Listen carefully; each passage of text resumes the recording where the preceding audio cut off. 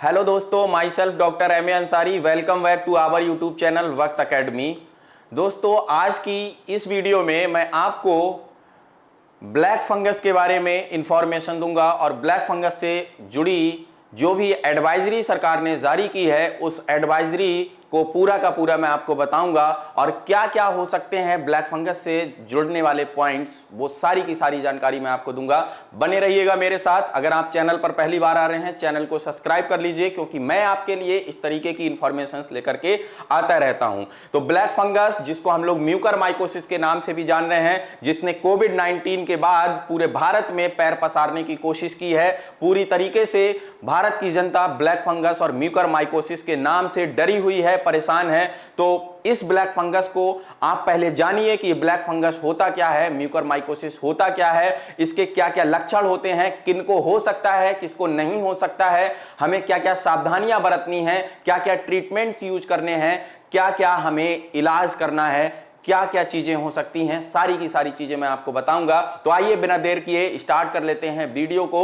और इसमें हम लोग बात करेंगे ब्लैक फंगस को लेकर के सरकार ने जारी की एडवाइजरी, और इस एडवाइजरी को जारी करने पर सरकार ने यह भी बोला है कि इस जानकारी को ज्यादा से ज्यादा शेयर करें जिससे जरूरतमंद तक ये जानकारी पहुंच सके, है ना। चलिए, तो हमें उम्मीद है कि अगर आपको ये जानकारी अच्छी लगेगी वीडियो के बाद, आप लोग इस जानकारी को अपने दोस्तों के साथ, अपने रिश्तेदारों के साथ शेयर जरूर करेंगे। तो देखिए ब्लैक फंगस क्या है, सरकार ने क्या बताया है, एडवाइजरी में क्या चीजें जारी की गई हैं। ब्लैक फंगस को लेकर के सरकार ने जारी की एडवाइजरी, और इस एडवाइजरी में क्या बताया गया है, सरकार ने ब्लैक फंगस को लेकर के एडवाइजरी जारी कर दी है। और इसमें कहा गया है कि यदि कोविड-19 के संक्रमण के उपरांत, मतलब जब कोविड-19 का संक्रमण किसी पेशेंट को हुआ है तो संक्रमण के बाद में ही ये ब्लैक फंगस या म्यूकरमाइकोसिस होने के चांसेस ज्यादा हैं। ब्लैक फंगस क्या होगा, या म्यूकरमाइकोसिस चेहरे पर, नाक पर, साइनस पर, आंख और दिमाग में फैलकर क्या कर देता है, उसको नष्ट कर देता है। तो हमें ध्यान रखना है, जो भी कोविड-19 के पेशेंट थे वो रिकवर हो चुके हैं, उन पेशेंट्स का ज्यादा से ज्यादा ध्यान रखना है कि उनको ये ब्लैक फंगस या म्यूकरमाइकोसिस ना हो पाए, क्योंकि ब्लैक फंगस या म्यूकरमाइकोसिस कोविड-19 रिकवर्ड पेशेंट को ज्यादा अटैक कर रहा है।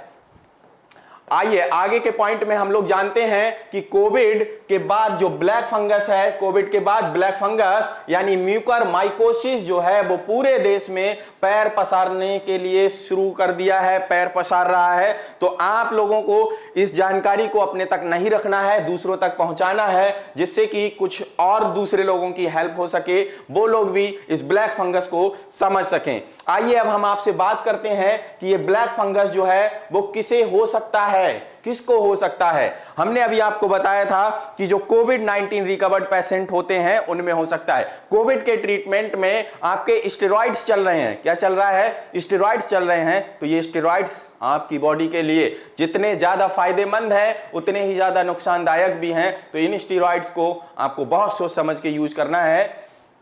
कोविड के दौरान स्टेरॉइड दवा दी गई होगी, जैसे कि डेक्सामेथासोन है, मिथाइल प्रेडनिसोलोन है, और भी बहुत सारे जो आपके स्टेरॉइड्स होते हैं वो हो सकते हैं। अगर ये इस्तेमाल किए गए हैं तो उस पेशेंट को होने के चांसेस बहुत ज्यादा हैं। जैसा कि आपको पता है कि कोविड पेशेंट में ऑक्सीजन सैचुरेशन घट जा रहा है, जिसकी वजह से हमें ऑक्सीजन बाहर से देनी पड़ रही है पेशेंट को। तो अगर पेशेंट ऑक्सीजन पर रहा है रिकवरी के दौरान, तो पेशेंट को अगर ऑक्सीजन पर रखा गया है तो उस पेशेंट को भी म्यूकरमाइकोसिस या ब्लैक फंगस होने के चांसेस बहुत ज्यादा हैं। कोविड मरीज को ऑक्सीजन पर रखना पड़ा हो या आईसीयू में रखना पड़ा हो तो ब्लैक फंगस होने के चांसेस बहुत ज्यादा हैं। और अगली बात यह है कि अगर पेशेंट को डायबिटीज है, क्या है, डायबिटीज है, डायबिटीज का अच्छा नियंत्रण नहीं है, डायबिटीज वाला पेशेंट है जिसको डायबिटीज पहले से थी, या कोविड के ट्रीटमेंट के दौरान क्या हो गया है, उसको डायबिटीज हो गई है, डायबिटीज मतलब शुगर उसका बढ़ रहा है, तो ऐसे पेशेंट को कोविड-19 के बाद में ब्लैक फंगस या म्यूकरमाइकोसिस होने के चांसेस बहुत ज्यादा हैं। कैंसर, किडनी ट्रांसप्लांट इत्यादि इनके बाद में जो दवाएं चलती हैं, वो दवाएं अगर चल रही हैं तो ऐसे पेशेंट को भी बहुत ज्यादा खतरा है म्यूकरमाइकोसिस या ब्लैक फंगस होने का। तो ऐसे पेशेंट्स को भी हमें ध्यान में रखना है और ध्यान रखना है ऐसे पेशेंट्स का। क्या क्या इसके लक्षण होते हैं, क्या क्या लक्षण हो सकते हैं, उनके बारे में डिस्कस करते हैं कि कोविड-19 के बाद में जो म्यूकरमाइकोसिस या ब्लैक फंगस है वो अपने पैर पसार रहा है, उसके क्या क्या लक्षण हो सकते हैं, कैसे हम पहचान सकते हैं कि ये म्यूकरमाइकोसिस है या कुछ और है। तो क्या है इसके लक्षण? चेहरे में एक तरफ दर्द होगा, चेहरे में एक तरफ जैसे इस साइड या इस साइड, एक साइड में क्या होगा? दर्द होगा। मेनली इसमें एक साइड ही अफेक्ट हो रही है ना। तो इसमें क्या होगा? सूजन होगी चेहरे पर और चेहरा जो होगा वो सुन्न हो जाएगा। सुन्न होने का मतलब ये होगा कि अगर हम चेहरे को छू करके देखते हैं तो छूने का एहसास खत्म हो जाएगा, छूने से कोई भी एहसास नहीं होगा। और अगली बात ये है, दांत में दर्द होगा, दांत हिलने लगेंगे, चबाने में दर्द होगा। तो दांतों में दर्द होगा, दांत हिलने लगेंगे। जाहिर सी बात है कि अगर दांतों में दर्द हो रहा है, दांत हिल रहे हैं, तो कोई भी चीज जिसको ब्लैक फंगस हुआ है वो अगर चबाएगा तो चबाने में क्या होगा? दर्द होगा। उल्टी में या खांसने पर क्या होगा? बलगम में खून आएगा। ये चीज एकदम इंडिकेट कर देती है कि अगर खांसने पर या क्या हो रहा है, उल्टी करने पर बलगम में खून आ रहा है, तो ये ब्लैक फंगस का सिम्टम हो सकता है।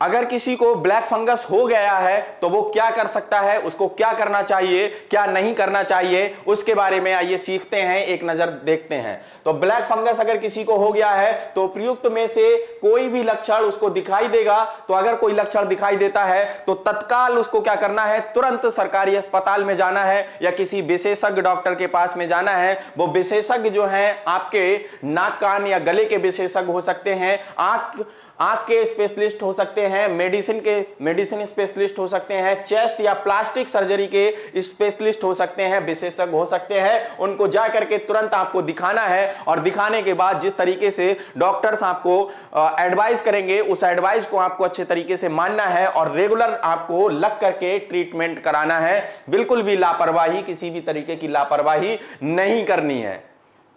आइए इसके बाद में हम लोग देखते हैं कि हमें अगर ब्लैक फंगस हुआ है तो क्या क्या सावधानियां बरतनी चाहिए, क्या क्या सावधानियां बरतनी चाहिए, क्या क्या हमें ध्यान में रखना चाहिए ब्लैक फंगस अगर हुआ है या म्यूकरमाइकोसिस हुआ है। तो हेडिंग होगी हमारी सावधानियां।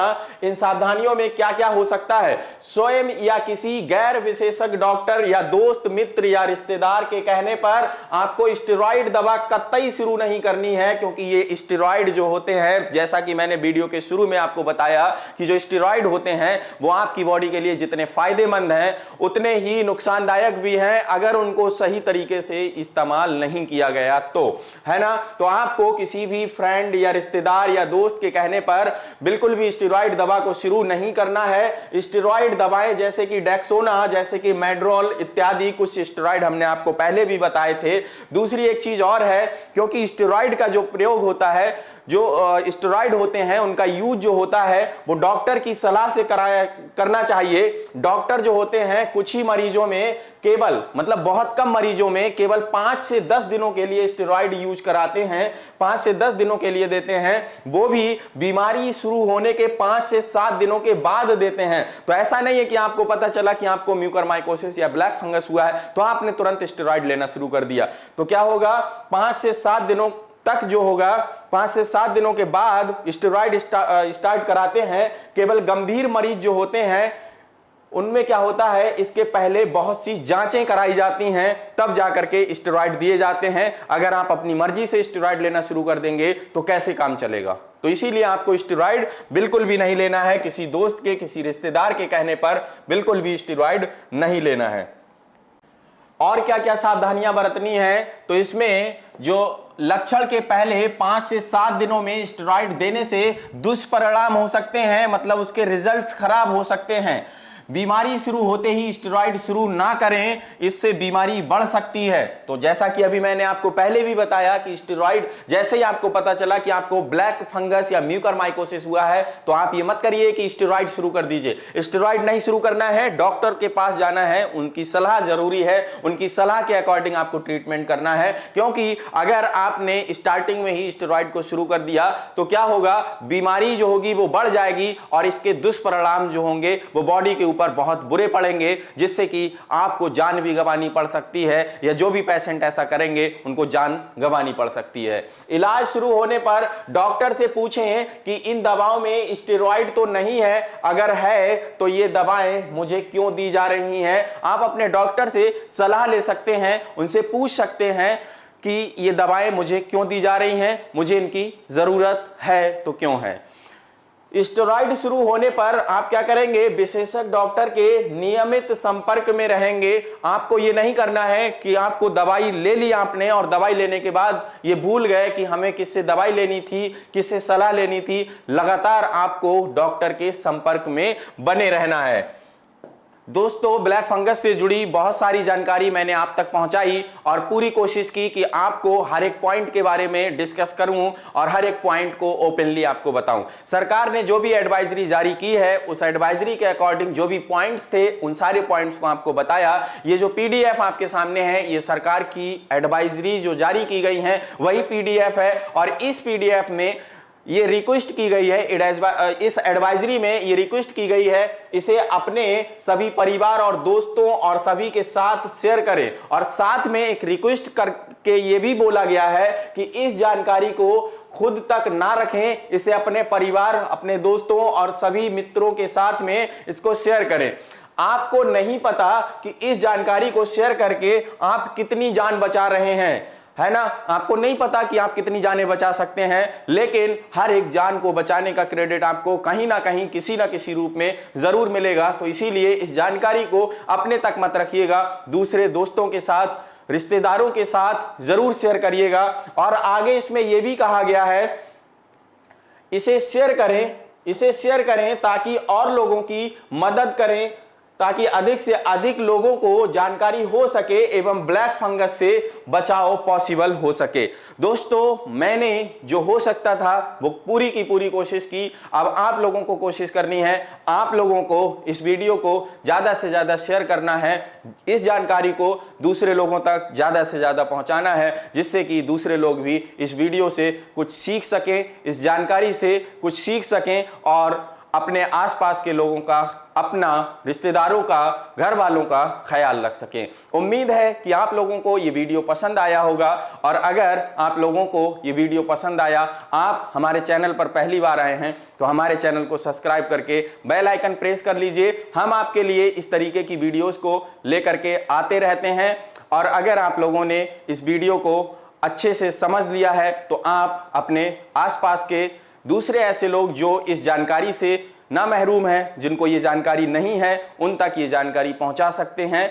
मैं अगली वीडियो में कुछ इसी तरीके की जानकारी लेकर के आपके साथ में फिर से आऊँगा और मिलूँगा। तब तक के लिए आप लोग घर पर रहिए, सुरक्षित रहिए, अपना ध्यान रखिए, अपने आसपास वालों का ध्यान रखिए और वीडियो को लाइक करके ज़्यादा से ज़्यादा लोगों तक शेयर करिए। Thank you so much.